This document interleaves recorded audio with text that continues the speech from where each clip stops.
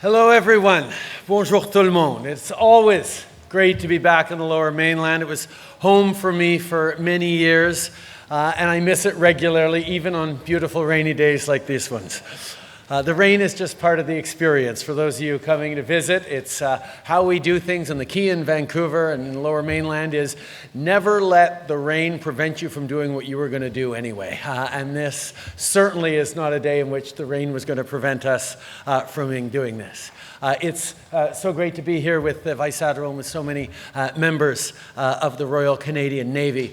And I have a list of dignitaries I want to recognize. But before I do, I want to talk directly with the workers. I want to say thank you to all of you for being so extraordinary. You know, over the past number of years, I've worked with a lot of different companies and countries from around the world looking to build things in Canada, looking to invest in Canada, looking at solid, smart places for them to make sometimes billions of dollars worth of investment. I was talking about this with Dennis Washington earlier on the decisions to make in a world that is so interconnected and so so filled with opportunities and good places to go. People keep choosing to come and invest in Canada. And yes, we have great natural resources. Yes, we have trade deals with so many countries around the world. The only G7 country with a free trade deal with every other G7 country. But more than that, people keep showing up because of our greatest competitive advantage. That is Canadians themselves. Our workers are the best in the world. Smart, ambitious, driven, hardworking.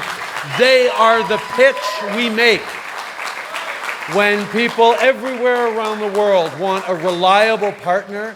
Canadians living in strong communities, focused on the future, ambitious for themselves and their neighbors. You are the reason we are gathered here today. You are the ones to which we need to be so incredibly grateful. Merci, mes amis.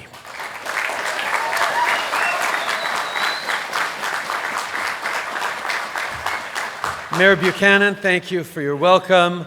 Hoichura, Rebecca, thank you for launching today's ceremony and for all your work to preserve the Squamish language and teach others about it. It is extraordinarily important that every bit as much as breaking a bottle of champagne on the bow, the cedar ceremony is now an intrinsic part of how we build ships here on the west coast of Canada. Thank you so much.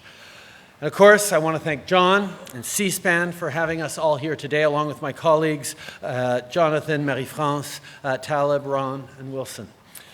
C'est un privilège d'être ici pour souligner ce moment historique. It's a historic moment for our Navy, for Seaspan, and of course for the thousands upon thousands of workers whose efforts have made this possible. See, there's a part of each and every one of you in this ship. As she sails the seas, as she defends our waters, as she safeguards Canadians and supports our allies across the oceans, she will be carrying a part of all of your legacy. You should be proud. I, for one, am incredibly proud of Canadian workers like you who continue to show the very best that Canada has to offer.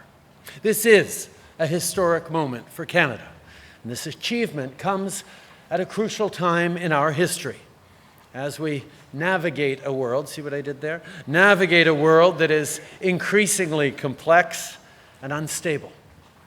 You've all answered the call. You've stepped up to build this ship, and Canada has stepped up as well. Actually, before 2015, we were spending less than 1% of our GDP on defense. Since then, defense spending has more than doubled, and we're on track to tripling it by 2030. We're investing in armored vehicles, aircraft, submarines, icebreakers, and warships.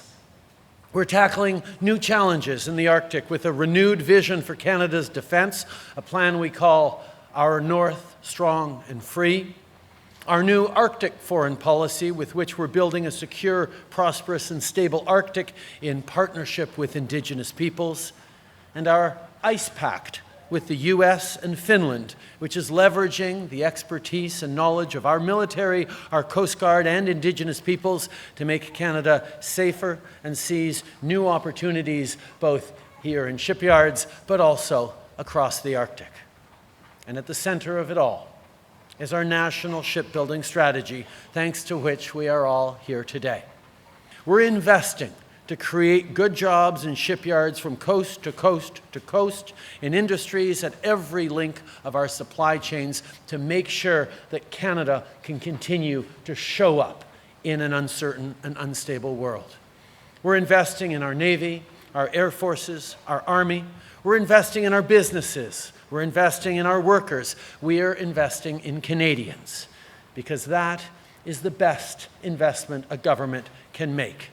Confident countries invest in themselves, and that is what we are doing here today, and that's what we're showing. Of course, I'm not the only one to think that.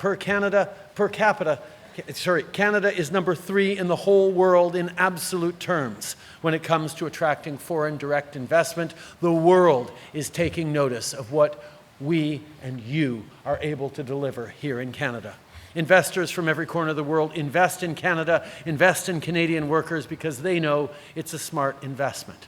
And we know that too. You've all had Canada's back with your hard work through some difficult years, and we will have yours. So thank you so much for all the work and all the success that we are celebrating today. Bravo et merci, mes amis. Thank you all so much.